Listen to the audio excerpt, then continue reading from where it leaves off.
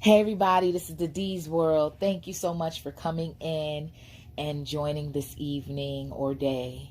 So the story tonight is Fanny's Dream by Caralyn Buehner and pictures by Mark Buehner. Once upon a time in a wild Wyoming town, there lived a sturdy girl named Fanny Agnes. She worked from sunup to sundown on her daddy's farm. But she had dreams. She was going to marry a prince, or at least the mayor's son. He would be tall, handsome, and have a dozen carriages. He would kiss her hand, dress her in silks and satins, and never let her do another stitch of work. If it could happen once upon a time, Fanny believed it could happen again. After all, what were fairy godmothers for? When she heard that mayor was going to give a grand ball, Fanny was so excited she pulled up a row of carrots and left the weeds instead. That had to be it. Fanny couldn't resist telling her girlfriends at the hat shop, "I'm going to the ball and I'm going to marry a prince or someone like that." "You?" the girls hooted. "You're not beautiful. You have nothing to wear, and you're about as graceful as an elephant." But Fanny didn't mind. She knew her dreams would come true. Fanny told her brother at dinner she was going to the ball. "You?" he roared with laughter. "You're as big as an ox." When Fanny got into the part about the godmother, her brother was rolling on the floor. "I read about a girl in a book," Fanny said defensively, "and I know just what to do."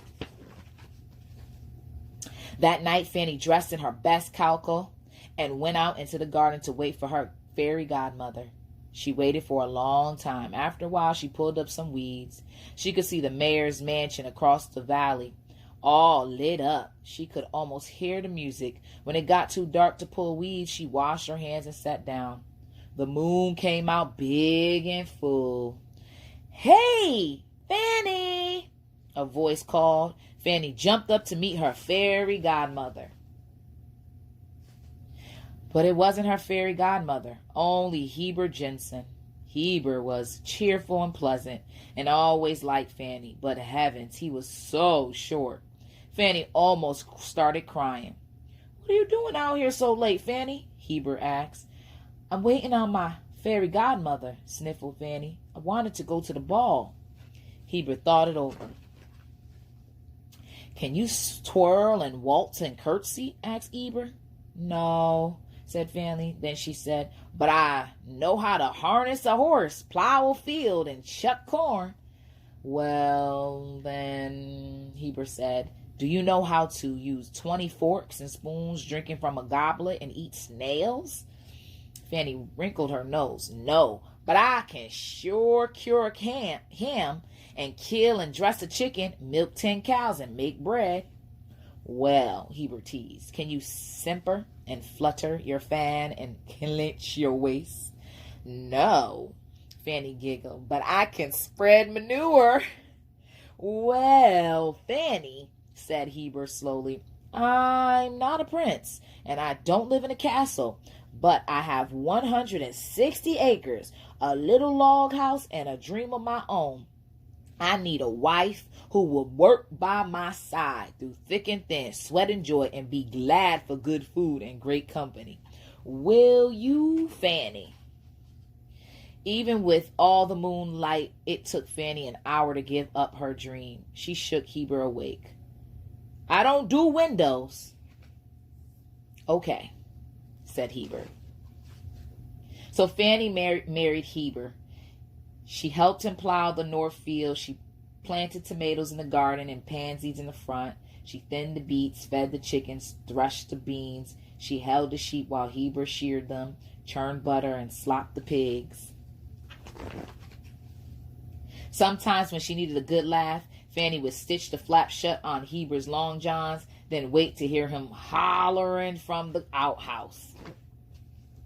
As for Heber, he figured that it hadn't been easy for Fanny to give up her dreams, so he made it a point to wait on her at least once a day, as if she were a princess, and every so often he wiped grime off the windows.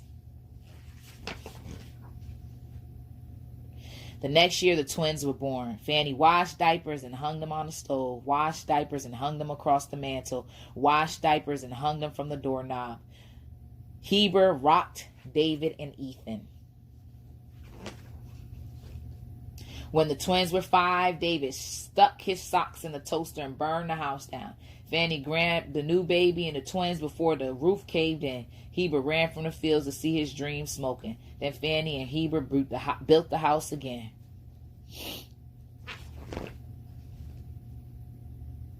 One night, Fanny went into the garden to pick a melon. The moon was full and the air was soft. Fanny sat down and looked up at the stars in the sky. Then she looked across the valley at the mayor's house, which was all lit up. She could almost hear the music.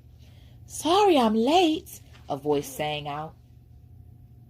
Fanny Agnes jumped up at as her fairy godmother twinkled down. "You poor dear, having to wait all these years," her fairy godmother gushed. "But there's still time. There's a visiting colonel at the mayor's ball tonight. Just leave it to me. I'll fix everything." "But," Fanny hesitated. "What's the matter?" her fairy godmother stamped impatiently. "Do you want to go to the ball or not?" Fanny looked down at her rugged hands, and she looked at the little house where Heber was reading to Davy, Ethan, and Edna Faye. "Not," Fanny said, and she went back into the house. "Who was you talking to out there, Fan?" Heber asked. "My fairy godmother, Hebe." Heber laughed. "Oh, sure, and I'm the Prince of Sahabi." "Close enough," Fanny winked. "Close enough." I hope you guys enjoyed. Have a beautiful day or night. Thank you.